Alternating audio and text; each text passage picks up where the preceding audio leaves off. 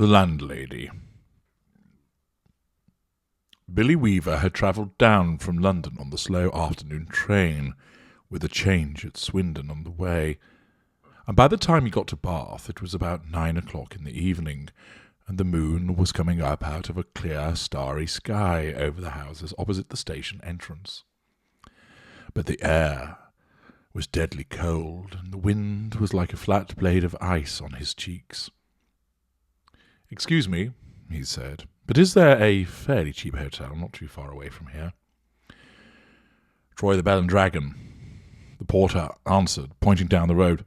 "They might take you in. It's about a quarter of a mile along on the other side."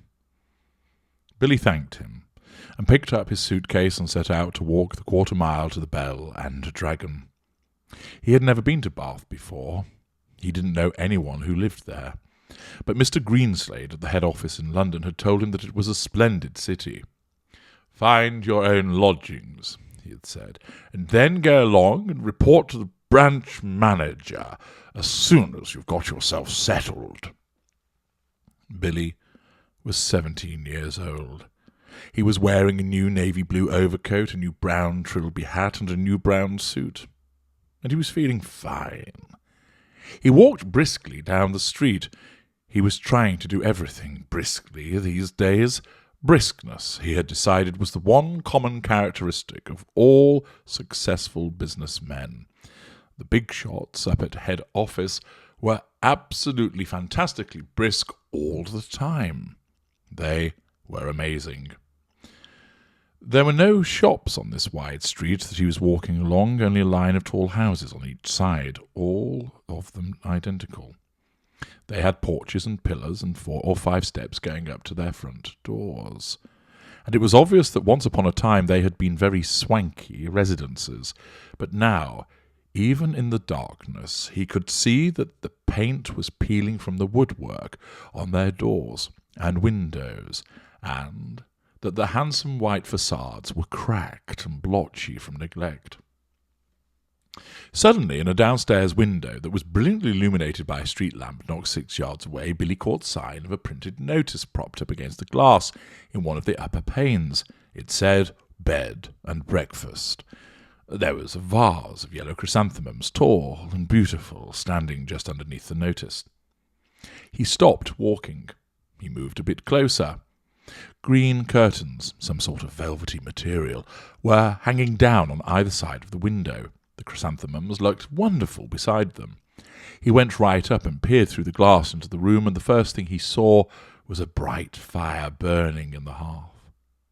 On the carpet in front of the fire, a pretty little dachshund was curled up, asleep with its nose tucked into its belly. The room itself, so far as he could see in the half-darkness, was filled with pleasant furniture. There was a baby grand piano and a big sofa and several plump armchairs. And in one corner he spotted a large parrot in a cage. Animals were usually a good sign in a place like this, Billy told himself, and all in all it looked to him as though it would be a pretty decent house to stay in. Certainly it would be more comfortable than the Bell and Dragon. On the other hand, a pub would be more congenial than a boarding house. There would be beer and darts in the evenings, and lots of people to talk to. And it would probably be a good bit cheaper too. He'd stayed a couple of nights in a pub once before, and he had liked it. He'd never stayed in any boarding houses, and to be perfectly honest, he was a tiny bit frightened of them. The name itself conjured up images of watery cabbage, rapacious landladies, and powerful smell of kippers in the living room. After dithering about like this in the cold for 2 or 3 minutes, Billy decided that he would walk on and take a look at the Bell and Dragon before making up his mind. He turned to go. And now a queer thing happened to him. He was in the act of stepping back and turning away from the window, when at once his eye was caught and held in the most peculiar manner by the small notice that was there. "Bed and breakfast," it said. "Bed and breakfast, bed and breakfast, bed and breakfast." Each word was like a large black eye staring at him through the glass, holding him, compelling him, forcing him to stay where he was and not to walk away from that house. And the next thing he knew, he was actually moving across from the window to the front door of the house, climbing the steps that led up to it and reaching for the bell. He pressed the bell. Far away in a back room he heard it ringing, and then it must have been at once because he hadn't even had time to take his finger from the bell button, the door swung open and a woman was standing there. Normally you ring the bell and you have at least a half-minute's wait before the door opens. But this dame was like a jack-in-the-box. He pressed the bell and out she popped. It made him jump.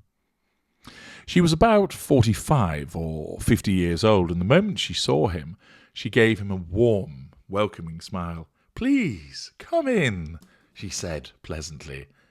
She stepped aside, holding the door wide open, and Billy found himself automatically starting forward into the house. The compulsion, or more accurately, the desire to follow after her into that house was extraordinarily strong. "I saw the notice in the window," he said, holding himself back. "Yes, I know. I was wondering about a room." "It's all ready for you, my dear," she said. She had a round pink face and very gentle blue eyes. "I was on my way to the Bell and Dragon," Billy told her, "but the notice in your window just happened to catch my eye." "My dear boy," she said, "why don't you come in out of the cold? How much do you charge?" 5 and 6 a night, including breakfast. It was fantastically cheap. It was less than half of what he'd been willing to pay. "If that is too much," she added, "then perhaps I can reduce it just a tiny bit. Do you desire an egg for breakfast? Eggs are expensive at the moment. It would be 6 less without the egg." 5 and 6 is fine," he answered. "I should like very much to stay here." "I knew you would. Do come in." She seemed terribly nice. She looked exactly like the mother of one's best school friend welcoming one into the house to stay for the Christmas holidays. Billy took off his hat and stepped over the threshold. "Just hang it there," she said, "and let me help you with your coat." There were no other hats or coats in the hall. There were no umbrellas, no walking sticks, nothing. "We have it all to ourselves," she said, smiling at him over her shoulder as she led the way upstairs.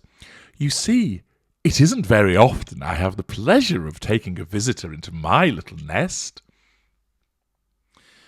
The old girl is slightly dotty, Billy told himself, but at 5 and 6 a night, who gives a damn about that?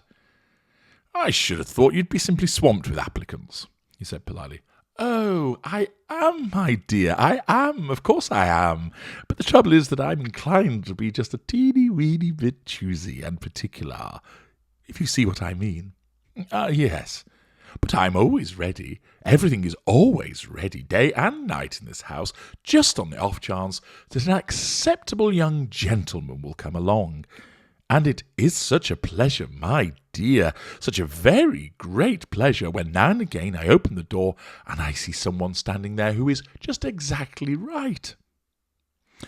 She was halfway up the stairs, and she paused with one hand on the stair rail, turning her head and smiling down at him with pale lips. "Like you," she added, and her blue eyes travelled slowly all the way down the length of Billy's body to his feet, and then up again. On the first floor landing, she said to him, "This floor is mine." They climbed up a second flight. "And this one is all yours," she added. "Here's your room. I do hope you like it." She took him into a small but charming front bedroom, switching on the light as she went in. "The morning sun comes right in the window, Mr. Perkins. It is Mr. Perkins, isn't it?" "No," he said, "it's Weaver." "Mr. Weaver. How nice. I put a water bottle between the sheets to air them out, Mr. Weaver. It's such a comfort to have a hot water bottle in a strange bed with clean sheets, don't you agree? And you may light the gas fire at any time if you feel chilly." "Thank you," Billy said. "Thank you ever so much." He noticed that the bedspread had been taken off the bed, and the bedclothes had been neatly turned back on one side, all ready for someone to get in. "I'm so glad you appeared," she said, looking earnestly into his face. "I was beginning to get worried." "That's all right. Billy answered brightly. "You mustn't worry about me."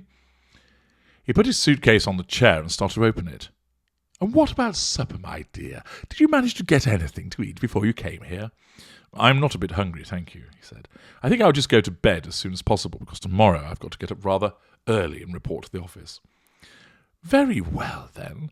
I'll leave you now so that you can unpack." "But before you go to bed, would you be kind enough to pop into the sitting room on the ground floor and sign the book? Everyone has to do that, because it's the law of the land, and we don't want to go breaking any laws at this stage of the proceedings, do we?" She gave him a little wave of the hand and went quickly out of the room and closed the door. Now, the fact that his landlady appeared to be slightly off her rocker didn't worry Billy in the least. After all, she was not only harmless, there's no question about that, but she was also quite obviously kind and generous soul. He guessed that she'd probably lost a son in the war or something like that and had never got over it. So a few minutes later, after unpacking his suitcase and washing his hands, he trotted downstairs to the ground floor and entered the living room.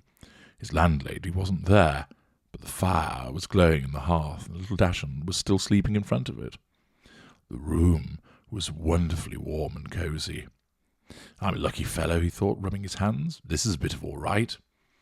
He found the guest book lying open on the piano, so he took out his pen and wrote down his name and address. There were only 2 other entries above his on the page, and as one always does with guest books, he started to read them. One was from a Christopher Mulholland from Cardiff. The other was from Gregory W. Temple from Bristol. "That's funny," he thought suddenly. "Christopher Mulholland. It rings a bell. Now, where on earth had he heard that rather unusual name before? Was he a boy at school? No. Was it one of his sister's numerous young men, perhaps, or a friend of his father's? No, it wasn't any of those. He glanced down again at the book. Christopher Mulholland, 231 Cathedral Road, Cardiff. Gregory W. Temple, 27 Sycamore Drive, Bristol. As a matter of fact, now he came to think of it, he wasn't at all sure that the second name didn't have almost as much of a familiar ring about it as the first. Gregory Temple, he said aloud, searching his memory. Christopher Mulholland. Such charming boys. A voice behind him answered, and he turned and saw his landlady sailing into the room with a large silver tea tray in her hands. She was holding it well out in front of her and rather high up, as though the tray were a pair of reins on a frisky horse. "They sound somehow familiar," he said. "They do? How interesting." "I'm almost positive I've heard those names before somewhere. Isn't that queer? Maybe it was in the newspapers. They weren't famous in any way, were they? I mean, famous cricketers or footballers or something like that." "Famous?" she said, setting the tea tray down on the low table in front of the sofa. "Oh, no, I don't think they were famous, but they were extraordinarily handsome, both of them, I can promise you that. They were tall and young and handsome, my dear, just exactly like you." Once more, Billy glanced down at the book. "Look here," he said, noticing the dates. "This last entry's over 2 years old." "It is?" "Yes, indeed, and Christopher Mulholland is nearly a year before that. More than 3 years ago." "Dear me," she said, shaking her head and heaving a dainty little sigh. "I would never have thought it. How time does fly away from us all, doesn't it, Mr. Wilkins?" "It's Weaver," Billy said. Weaver. "Oh, of course it is," she cried, sitting down on the sofa. "How silly of me. I do apologize. In one ear and out the other. That's me, Mr. Weaver." "You know something," Billy said. "Something that's really quite extraordinary about all of this." "No, dear, I don't." "Well, you see, both of these names, Mulholland and Temple, I not only seem to remember each one of them separately, so to speak, but somehow or other, in some peculiar way, they both appear to be sort of connected together as well. As though they were both famous for the same sort of thing, if you see what I mean. Like Dempsey and Tunney, for example, or Churchill and Roosevelt." "How amusing," she said. "But come over here now, dear, and sit down beside me on the sofa, and I'll give you a nice cup of tea and a ginger biscuit before you go to bed." "You really shouldn't bother," Billy said. "I didn't mean you to do anything like that." He stood by the piano, watching her as she fussed about with the cups and saucers. He noticed that she had small, white, quickly moving hands and red fingernails. "I'm almost positive it was in the newspapers I saw them," Billy said. "I'll think of it in a second, I'm sure I will." There is nothing more tantalizing than a thing like this which lingers just outside the border of one memory. He hated to give up. Now, wait a minute, he said. Wait just a minute. Mulholland. Christopher Mulholland. Wasn't that the name of the Eton schoolboy who was on a walking tour through the West Country, and then all of a sudden, milk, she said, and sugar? Yes, please. And then all of a sudden, Eton schoolboy, she said. Oh, no, my dear, that can't possibly be right, because my Mr. Mulholland was certainly not an Eton schoolboy when he came to me. He was a Cambridge undergraduate. Come over here now and sit next to me and warm yourself in front of this lovely fire. Come on, your tea's all ready for you. She patted the empty place beside her on the sofa, and she sat there smiling at Billy and waiting for him to come over. He crossed the room slowly and sat down on the edge of the sofa. She placed his teacup on the table in front of him. There we are, she said. How nice and cosy this is, isn't it? Billy started sipping his tea.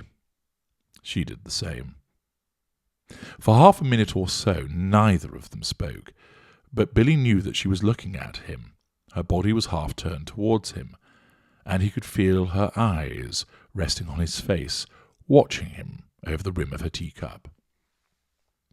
Now and again, he caught a whiff of a peculiar smell that seemed to emanate directly from her person.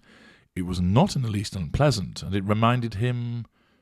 Well, he wasn't quite sure what it reminded him of. Pickled walnuts? New leather? Or was it the corridors of a hospital? Mr. Mulholland was a great one for his tea, she said at length. Never in my life have I seen anyone drink as much tea as dear, sweet Mr. Mulholland. I suppose he left fairly recently, Billy said. He was still puzzling his head about the two names. He was positive now that he had seen them in the newspapers, in the headlines. Left? She said, arching her brows. But my dear boy, he never left. He's still here. Mr. Temple is also here. They're on the 3rd floor, both of them together. Billy set down his cup slowly on the table and stared at his landlady. She smiled back at him, and then she put out one of her white hands and patted him comfortingly on the knee. How old are you, my dear? She asked. 17. 17, she cried. Oh, it's the perfect age. Mr. Mulholland was also 17, but I think he was a trifle shorter than you are. In fact, I'm sure he was, and his teeth weren't quite so white. You have the most beautiful teeth, Mr. Weaver. Did you know that? They're not as good as they look, Billy said. They've got simply masses of fillings in them at the back. Mr. Temple, of course, was a little older, she said, ignoring his remark. He was actually 28. And yet, I never would have guessed it if he hadn't told me, never in my whole life. There wasn't a blemish on his body. A what? Billy said. His skin was just like a baby's. There was a pause. Billy picked up his teacup and took another sip of his tea. Then he set it down again gently in its saucer. He waited for her to say something else, but she seemed to have lapsed into another of her silences. He sat there, staring straight ahead of him into the far corner of the room, biting his lower lip. That parrot, he said at last. You know something, it had me completely fooled when I first saw it through the window from the street. I could have sworn it was alive. Alas, no longer. It's most terribly clever the way it's been done, he said. It doesn't look in the least bit dead. Who did it? I did. You did? Of course, she said. And have you met my little Basil as well? She nodded towards the dachshund curled up so comfortably in front of the fire. Billy looked at it, and suddenly he realized that this animal had all the time been just as silent and motionless as the parrot. He put out a hand and touched it gently on top of its back. The back was hard and cold, and when he pushed the hair to one side with his fingers, he could see the skin underneath greyish-black and dry and perfectly preserved. Good gracious me, he said. How absolutely fascinating. He turned away from the dog and stared with deep admiration at the little woman beside him on the sofa. It must be awfully difficult to do a thing like that. Not in the least, she said. I stuff all my little pets myself when they pass away. Will you have another cup of tea? No, thank you, Billy said. The tea tasted faintly of bitter almonds, and he didn't much care for it. You did sign the book, didn't you? Oh, yes. That's good. Because later on, if I happen to forget what you were called, then I can always come down here and look it up. I still do that almost every day with Mr. Mulholland and Mr. Temple, Billy said. Gregory Temple. Excuse my asking, but haven't there been any other guests here, except them in the last 2 or 3 years? Holding her teacup high in one hand, inclining her head slightly to the left, she looked up at him, out of the corners of her eyes, and gave him another gentle little smile. No, my dear, she said. Only you